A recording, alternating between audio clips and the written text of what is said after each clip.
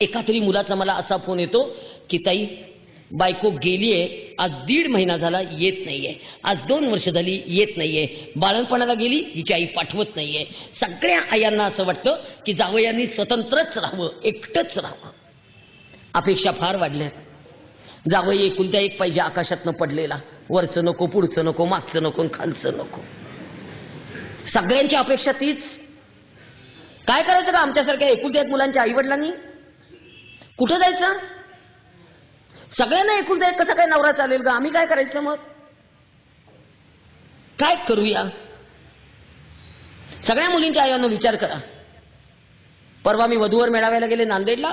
पोरीनी biodata सांगितला, मी software engineer आहे, मला 65,000 पगार आहे. ज्याला 65,000च्या वर पगार आहे त्यांनीच माझ्याशी संपर्क करावा. मुलगा शक्यतो पुण्यातलाच हवा, 2 BHK फ्लॅट असलाच पाहिजे. सासू सासरे फोटो पुरते चालतील. तिच्या आईला म्हटलं पोरगी फार स्पष्ट बोलते. त्यावेळेला तिला लहानपणापासून मी अगदी स्पष्ट बोलायला शिकवलेलं आहे, बोल्ड बनवली आहे, बोल्ड. म्हटलं ही तुमची सून म्हणाली तर करा विचार. मातृत्व झुगारून द्यायला निघाले त्या कार्ट्या. काय करू मी? अनाथ बाळच सांभाळते मी. आत्ता 22 बाळ आहेत माझ्याजवळ अनाथ. आणि ही बाळ दत्तक मागायला आयटी क्षेत्रातल्या मुली जास्त येतात. आयटी क्षेत्रातल्या मुलींना स्वतःचं बाळ नकोय आता. आयटी क्षेत्रातल्या जोडप्यांना आता स्वतःचं मूल नकोय आता. आयटी क्षेत्रातल्या मुलांना आयतं मूल पाहिजे. आयटी क्षेत्रातले नवरा बायको परवा बाळ मागायला आले होते, बसले. म्हटलं बसा, तरुण दिसताय, बाळ का दत्तक हवंय? नाही नाही म्हणे, मला 15 लाखाचं पॅकेज आहे, माझ्या नवऱ्याला 20 लाखाचं पॅकेज आहे. आम्ही दोघांनी बाळ जन्माला घालायचं म्हटलं तर 9 महिने गरोदरपणाचे आणि 6 महिने बाळ सेटल करण्याचे. आमचं 15 महिन्याचं नुकसान होतं मॅडम. बॅकलॉग कसा भरून काढायचा? बॅकलॉग कसा भरून काढायचा?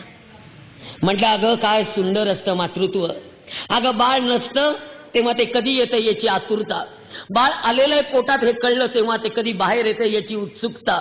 आणि ज्या वेळेला ते येणार याची तारीख कळली की मरणाला सामोरं जाण्याची तत्परता. हे मातृत्व आहे बाई, हे मातृत्व आहे. पटतच नाही. Don't be emotional madam, B practical. म्हणलं आता प्रॅक्टिकल होऊन सांगते. हे पोर कुपोषित आहे, याला आईने फेकून दिलंय, याला आईने मरण्यासाठी फेकून दिलेलं आहे. ते पोर मरण्यासाठी फेकून दिलेलं दारात असताना त्याला मी पोटाशी घेऊन सांभाळलंय. मला आई होता येत नाही, मला आजी होता येतं. मी अंगावर सोनं घातलं नाही बायकांनो, पण मी बाळाच्या घुटीमध्ये रोज सोनं उगाळून घालते, कारण माझं बाळ कुपोषित आहे. आणि ते बाळ मला दत्तक द्यायचंय. मी त्या मुलीला स्पष्ट सांगितलं, हे बाळ मला आईच्या ताब्यात द्यायचंय, यंत्राच्या ताब्यात नाही. देणार नाही म्हटलं बाळ. यांना इतकं सोपं झालंय बाळ जन्माला घालायचं आणि 6 महिन्याचं झालं, 2 महिन्याचं झालं की लगेच पाळणा घरात ठेवायचं. बेबी केअर सेंटर, डोंबल यांचं बेबी केअर. आणि 6 वर्षाचं झालं की पाचगणीला ठेवतायत. पर्सनॅलिटी डेव्हलपमेंट यांच्या बापाने ठेवली 6 वर्षाच्या बाळाची personality. CBC pattern, CBC pattern आम्ही नाही शिकलो. ठेवतात ते पोरं लांबच्या लांब कुठेतरी पाचगणीला. ती मेट्रन आणि तो तिथला रेक्टर इतके ओरडत असतात. ते बाळ धाय मोकलून रडतंय रात्री ममा ममा ममा करून. जवळ गेला कुणी नाहीये. सायकीच झालीत पोरं, माहितीये तुम्हाला. एकीकडे घटस्फोटाचं प्रमाण वाढते, एकीकडे आई नाही, एकीकडे वडील नाही. सगळ्या आया सांगतात मी शिकलेली आहे, मी आर्थिक क्षमता आहे, मी माझं पोर कसंही सांभाळीन, त्याला देणार नाही. त्याला वडील नको. आणि सगळ्या वडिलांनो, लग्न झालेली पोरगी ठेवून घेताना 4 वेळा विचार करा की त्याला वडील नकोत का त्या बाळाला.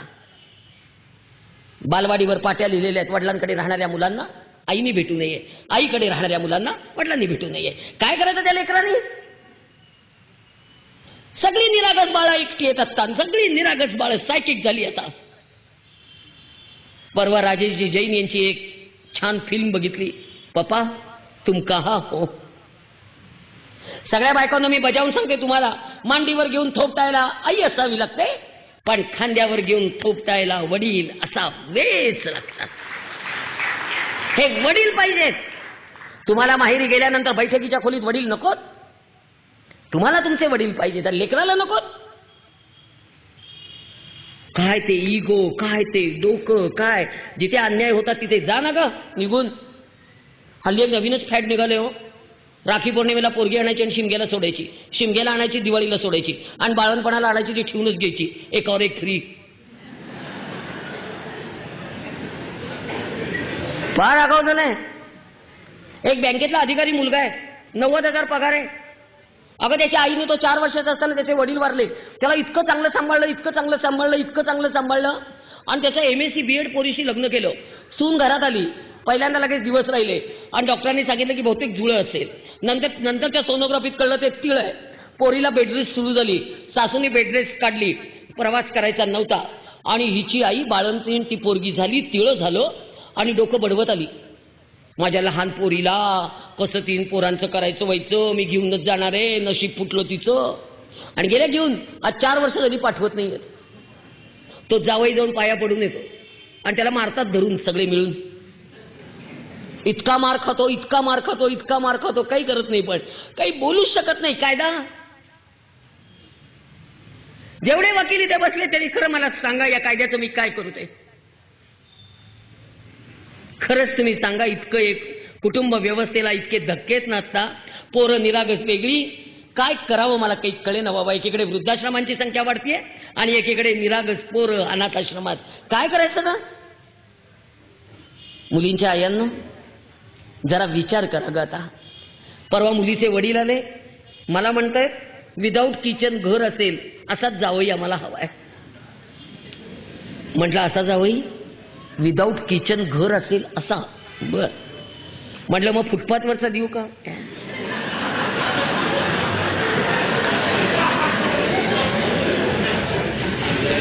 आमची मुलगी स्वयंपाकघरात जाणार नाही, आमची मुलगी स्वयंपाक करणार नाही, आमची मुलगी धुणं धुणार नाही, आमची मुलगी भांडी घासणार नाही, आमची मुलगी चतुर्थ श्रेणी कामं करणार नाही, संडास बाथरूम बेसिन आमची मुलगी घासणार नाही. म्हटलं तुमची मुलगी काय करणार नाही ते कळलं, काय करणार ते सांगा. शेवटी मी रागारागाने विचारलं त्या वडिलांना, बाळंतीण ती होणार ना हो का, आमच्या जावयाची जबाबदारी आहे. काहीतरी वेड्यासारखं. आणि सगळ्या मुलींच्या आयांनो थोडंसं भान ठेवा. याच्यामध्ये यांची चूक नाहीये असं मी म्हणत नाहीये. 100 ठिकाणी हे चुकत असतील, पण 1000 ठिकाणी आपण चुकतोय म्हणून बोलायचं. परवा एक बाई आल्या भांडत, तुम्ही पुरुषांना काहीच सांगत नाही. म्हटलं त्यांना सांगणाऱ्या 100 बायका आहेत, पण बायकांना सांगणारं कोणी नाही ना, म्हणून मला सांगावं लागतंय. काय करणार बायकांना. मी हे पण पुढे जाऊन सांगते. एका मुलीच्या अंगावर कोल्हापूरच्या सासूची तक्रार आहे. सून घरात येऊन 8 महिने झाले, सुनेच्या अंगावर मेहंदी काढलेली आहे. किती मेहंदी आहे, बोटापासून खांद्यापर्यंत, पायापासून इथपर्यंत, आणि पाठीला सगळे टॅटू. सुनेला विचारला हळद काढताना तुला इतकं कुणी रंगवलं, तेव्हा त्या मुलीने उत्तर दिलं, माझ्या मम्मीनी मुंबईहून एक कलाकार बोलवला होता, त्याला 50,000 रुपये देऊन माझ्या आईने माझं अंग रंगवून घेतलेलं आहे. काय करायचं या आईचं. परपुरुषासमोर पोरगी 8 तास मेहंदी काढायला नागडी बसवली, आईला काही वाटलं कसं नाही, म्हणून चिडते, म्हणून ओरडते, म्हणून बोलते. नगरला गेले, भर रस्त्यावर मेहंदी काढायला बायका बसतात, सगळे पुरुष आहेत मेहंदी काढणारे. काय करायचं, ओरडून ओरडून आली आहे. आणि आता एक नवीन फॅशन आली आहे, बायकांना साड्या नेसवायला सगळीकडे लग्नामध्ये आता पुरुष आहेत. ओरडून आली आहे कोकलून. काय करायचं, लग्नातल्या नवरीच्या साड्या सकाळपासून बदलायच्या 45 प्रकारच्या साड्या हा पुरुष शिकून नेसवतो. 100 वेळा त्याच्या समोर उघडी होती पोरगी, ओरडू नको तर काय करू. उद्या शिक्षा देणाऱ्या न्यायाधीशांना हे सगळं सांगा कुणीतरी, हे बोला कुणीतरी.